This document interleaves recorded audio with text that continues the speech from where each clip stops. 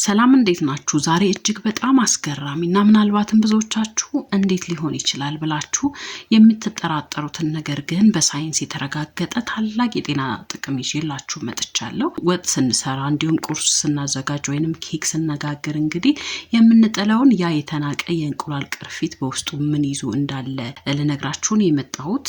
ብዙዎቻችን እንግዲህ ለካልሲየም እጥረት ብለን ውድ የሆኑ እንክብሎችን ከፋርማሲ እንገዛለን። ነገር ግን በተፈጥሮ እንግዲህ ተፈጥሮ የሰጠችንን ሰውነታችን በቀላሉ ሊቀበለውና ምንም አይነት የጎንዮሽ ጉዳት የሌለውን የካልሲየም እንግዲህ በቆሻሻ መጣያ ውስጥ ነው የምናገኘው። ዛሬ ይሄንን ቅርፊት እንዴት አድርገን ወርቅ እንደሆነ ወደ ወርቅነት እንደምንቀይረው እናያለን። ሳይንሱ ምን እንደሚል ጭምርም እንዲሁ ዘርዘር አድርገን እናያለን። አብራችሁን ቆዩ።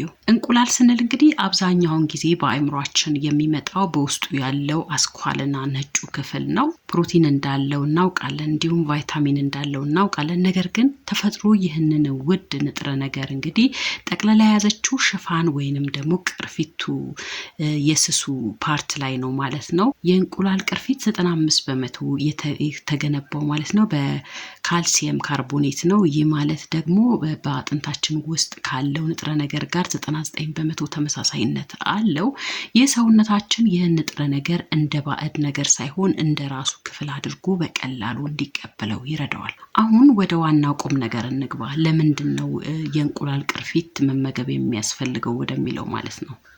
የመጀመሪያውና ዋናው ምክንያት ማለት ነው የአጥንት መሳሳት ወይንም ደግሞ ኦስቲዮፖሮሲስን ለመከላከል ነው። በተለይ እድሜያችን እየገፋ ሲሄድ አጥንታችን ውስጥ ያለው የካልሲየም መጠን እየቀነሰ ይሄዳል። ይህም ደግሞ አጥንታችን በቀላሉ እንዲሰበር፣ የመገጣጠሚያ ህመም እንዲሰማን፣ የጀርባ ህመም እንዲሰማን ያደርጋል። ጥናቶች እንደሚያሳዩት የእንቁላል ቅርፊት ዱቄት እንግዲህ የሚወስዱ ሰዎች ከማይወስዱ ሰዎች እንግዲህ የበለጠ ጤናቸው የተጠበቀ ጠንካራ እንደሆኑ ይናገራል። ከዚህም በተጨማሪ ለጥርስ ጤንነት ያለው ፋይዳ በጣም ከፍተኛ ነው። ጥርሳችን የሰውነታችን ጠንካራው ክፍል ቢሆንም በየቀኑ ከምንመገባቸው አሲዳማ ምግቦች ምክንያት የተነሳ ማለት ነው ሊሸረሸር ይችላል። በእንቁላል ቅርፊት ውስጥ የሚገኘው ፍሎራይድ እና ማግኔዥየም የጥርስ ውጫዊ ክፍልን በማጠናከርና ጥርስን እንዳይበሰብስ በማድረግ ይረዳዋል ማለት ነው። ሌላው የሚገርመው ነገር ደግሞ በቅርፊቱና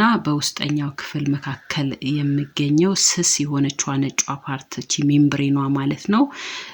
ትንሿ ስፋን በውስጧ ኮላጅን ይዛለች፣ ግሉካሚን እንዲሁም ደግሞ ሃይሎሮኒክ አሲድን ይዛለች። እነዚህ ንጥረ ነገሮች ደግሞ ለመገጣጠሚያ ህመም ማስታገሻነት በዓለም ዙሪያ በውድ ዋጋ የሚሸጡ ናቸው። እኛ ግን በነፃ ወደ ቆሻሻ መጣያ የምንጥለው ነው ባለማወቅ ማለት ነው።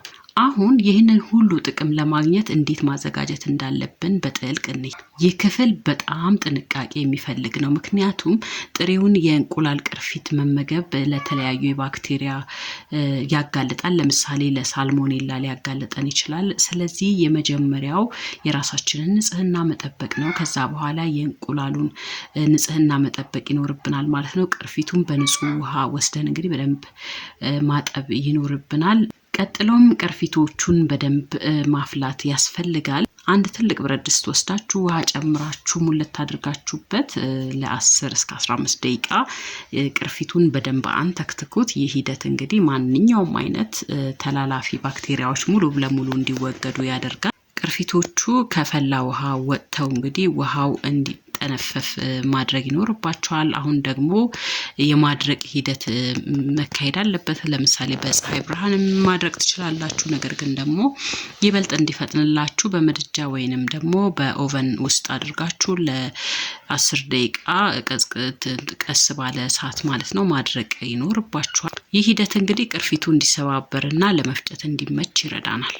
አሁን ወደ ወሳኙ ሂደት እንሂድ። ቅርፊቱን መፍጨት ይኖርብናል። ቅርፊቱም በጣም ደቃቅ ዱቄት መሆን አለበት ስንፈጨው ማለት ነው። ለምን ካላችሁኝ ሻካራ ሆኖ ከቀረ ማለት ነው የጉሮሮ ህዋሳትን ሊቧጭርና ወይንም ደግሞ በጨጓራ ላይ እንግዲህ መጠነኛ ምቾት ማጣት ሊፈጥር ስለሚችል በጣም ለስላሳ እስኪሆን ድረስ በቡና መፍጫ ማሽን መፍጨት ይኖርባችኋል። ከፈጫችሁም በኋላ ደጋግማችሁ ደቃቅ እስኪሆን ድረስ በወንፊት መንፋት ይኖርባችኋል ማለት ነው። በእጃችን ስንነካው ልክ እንደ ዱቄት መለስለስ አለበት። ይህንን ዱቄት በንጹህ በመስታወት ወይንም ደግሞ ከብርጭቆ በተሰራ እቃ ክዳን ባለው ማስቀመጥ ለረጅም ጊዜ መጠቀም ይቻላል ማለት ነው። ይህንን ዱቄት እንዴት እንመገበው የሚለው ጥያቄ እንግዲህ ብዙዎቻችሁ አይምሮ ውስጥ እንዳለ አውቃለሁ። ስለዚህ ዱቄቱን ብቻውን መዋጥ አይመከርም። ይልቁንም በተለያዩ ምግቦች ውስጥ መቀላቀልና መውሰድ ይቻላል። ለምሳሌ ጠዋት የምንወስዳቸው ጁሶች ውስጥ ወይንም ስሙዚዎች ውስጥ ግማሽ የሻይ ማንኪያ መጨመር ትችላላችሁ። በገንፎ በአጥሚት ውስጥም እንዲሁ መጨመር ትችላላችሁ ማለት ነው። ሌላው አስገራሚው መንገድ ደግሞ በቡና ውስጥም ጨምራችሁ ከቡና ጋር ፈጭታችሁ የቡናውን መራራነት ይቀንስላችኋል፣ እንዲሁም ደግሞ ካልሲየምን እንድታገኙ ያግዛችኋል ማለት ነው። ነገር ግን መጠንቀቅ ያለባችሁ ነገር አለ እዚህ ጋር። ማንኛውም ነገር እንግዲህ ከመጠን ካለፈ ጉዳት አለው። አንድ ሰው በቀን የሚያስፈልገው የካልሲየም መጠን የተወሰነ ነው። ስለዚህ በቀን አንድ የሻይ ማንኪያ በላይ መውሰድ አይኖርባችሁም ማለት ነው። አንድ ሰው ግማሽ የሻይ ማንኪያ በቀን ቢወስድ በጣም በቂ ነው ማለት ነው፣ አንድ ትልቅ ሰው። ስለዚህ በጣም ብዙ ካልሲየም ደግሞ መውሰድ ለኩላሊት ጠጠር ሊዳርግ ይችላል። እንዲሁም ደግሞ የኩላሊት ጠጠር ያለባችሁ ሰዎች ካላችሁ ደግሞ ይህንን ነገር ከመውሰዳችሁ በፊት ከሐኪማችሁ ጋር መማከር ይኖርባችኋል። ሌላው ለነግራችሁ የምፈልገው ነገር ይህንን ዱቄት እንግዲህ ለሰው ልጅ ብቻ ሳይሆን ለቤት ውስጥ እንስሳትም ሆነ ለአትክልቶችም እንግዲህ ድንቅ የሆነ ጥቅም አለው። ለምሳሌ ዶሮዎች ቢመገቡት ወይንም ከምግባቸው ጋር ቀላቅላችሁ ብትሰጧቸው የሚጥሉት እንቁላል ጠንካራና ጤናማ እንዲሆን ያደርጋል። እንዲሁም ደግሞ ውሾችን ቢመገቡት ደግሞ አጥንታቸው ጠንካራ እንዲሆን ያደርጋል። አትክልቶችም ደግሞ እንደ ተፈጥሮ ማዳበሪያነት ብትጠቀሙላቸው ለምሳሌ ቲማቲምና ቃሪያን ስትተክሉ ማለት ነው አፈሩ ላይ ይህንን ብትጨምሩ የተሻለ ውጤትን እንድታገኙ ጥሩ ፍሬን እንድታገኙ ይረዳችኋል ማለት ነው። እስካሁን ያየናቸው ነጥቦች እንግዲህ የእንቁላል ቅርፊት በቤታችን ውስጥ ያለ ትልቅ ፋርማሲ መሆኑን ብዙውን ጊዜ እንግዲህ መፍትሄ እጃችን ላይ እያለ እኛ ግን ሩቅ ነው የምንፈልገው። ይህ ቪዲዮ እንግዲህ ዓላማው እውቀትን በማጋራት ጤናማ ማህበረሰብ እንዲኖር በማድረግ እንግዲህ ምናልባት የመጀመሪያ ላይ ቅርፊትን መብላት ብዬ ሳነሳ በጣም ምንድነው ብላችሁ ልታዩ ትችላላችሁ። አሁን ግን ሳይንስም ምን እንደሚል እንደውም ደግሞ ጥቅሞቹንም ስላየን ብትጠቀሙበት ብዬ እመክራለሁ። በመጨረሻም እንግዲህ ይህንን ሂደት ስትጀምሩ በትንሹ ጀምሩ። ሰውነታችሁ እንዴት እንደሚቀበለው ያያችሁ ንጽህናውን በጣም ትኩረት ማድረግ እንዲሁም ደግሞ መፍላቱንም በደንብ ማንተክተካችሁን እርግጠኛ መሆን ከዛ ማድረግ ይኖርባችኋል። ይሄም ደግሞ የግድ ነው። ይህንን መረጃ ለሌሎችም በማካፈል እንግዲህ ወዳጅ ዘመድ ካላስፈላጊ ወጪ እንዲድኑና ጤናቸውን እንዲጠብቁ ይረዳቸዋል። ስለዚህ ሼር አድርጉላቸው። ጥያቄ ካላችሁ በኮሜንት ላይ ጻፉልኝ። እያንዳንዱን ለማንበብና ለመመለስ እሞክራለሁኝ። ስለተከታተላችሁኝ ከልብ አመሰግናለሁ። ጤና ከሁሉ ይበልጣል። ጤናችሁን ጠብቁ። በቀጣይ በሌላ አስገራሚ መረጃ እስካገኛችሁ ድረስ ሰብስክራይብ በማድረግ ቤተሰብ ሁኑ። ሰላም ሁኑ።